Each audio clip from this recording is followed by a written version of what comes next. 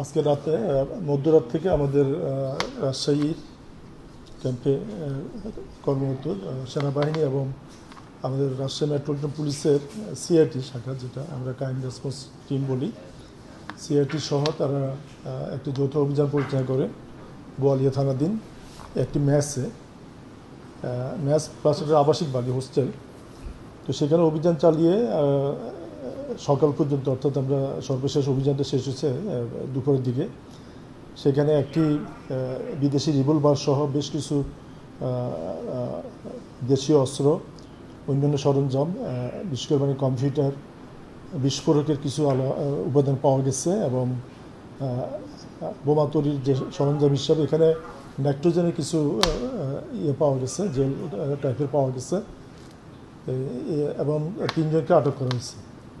তো আটককৃতদেরকে বোয়ালিয়া থানায় হস্তান্তর করা হয়েছে। আমরা এখানে যদি অস্ত্র পাওয়া গেছে, বিস্ফোরক পাওয়া গেছে, সে আইনে তাদের বিরুদ্ধে মামলা রুজু হবে। পাশাপাশি যাদেরকে আটক করছে এদের অনেকে কিন্তু আবার বৈষম্য বিরোধী আন্দোলনের ছাত্রদের বিপক্ষে তাদের অবস্থান ছিল, সেটাও আমরা কিছু তথ্য পেয়েছি।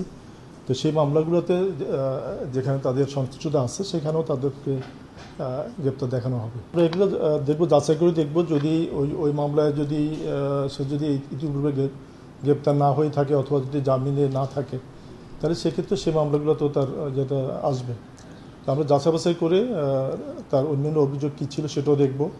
আর যদি অস্ত্র উদ্ধার হয়েছে, এখানে বিস্ফোরক উদ্ধার হয়েছে, সেটার জন্য সুনির্দিষ্ট মামলা হচ্ছে, সেই মামলায় তাদেরকে আমরা জিজ্ঞাসাবাদ করব, প্রয়োজনে রিমান্ডে আনা হবে।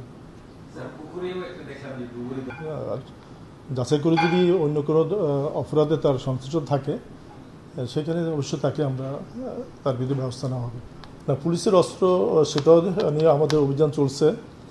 আমাদের অনেকগুলো অস্ত্র উদ্ধার হয়েছে এর আগে, আর কিছু এখনও মিসিং আছে। আর যে অস্ত্রটা উদ্ধার হয়েছে সেটা আমরা মিলিয়ে দেখব, এটা কি এই অস্ত্রটা, কারণ এগুলোর একটা আছে, আমাদের একটা চিহ্ন আছে, বা আমাদের পুলিশের অস্ত্র একটা থাকে, মার্ক থাকে, নাম্বার থাকে, সেটা আমরা মিলিয়ে দেখব।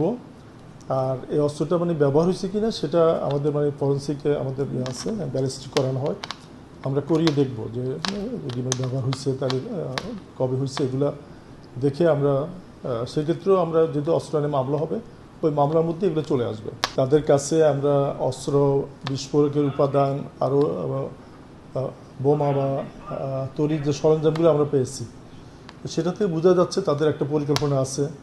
তাদের মধ্যে তারা সাধারণ মাপের অপরাধী না, এটা বোঝাই যাচ্ছে। আর তাদের সামনে কী পরিকল্পনা আছে বা কেন তারা এগুলা সংগ্রহ করে তাদের নিয়ন্ত্রণে রাখছে, সেটা আমরা জিজ্ঞাসাবাদ করলে আমরা জানতে পারবো। না, সে বলছিল যে আরও একটা অস্ত্র কথা বলছে যে সে অস্ত্রটা পুকুরে ফেলছে, সেজন্য আমরা এখানে আমাদের ফায়ার সার্ভিস দিয়ে আমরা সেটা পুকুরে করা হয়েছে, সার্চ করা হয়েছে, তল্লাশি করা হয়েছে। তো সেখানে কিছু পাওয়া যায়নি।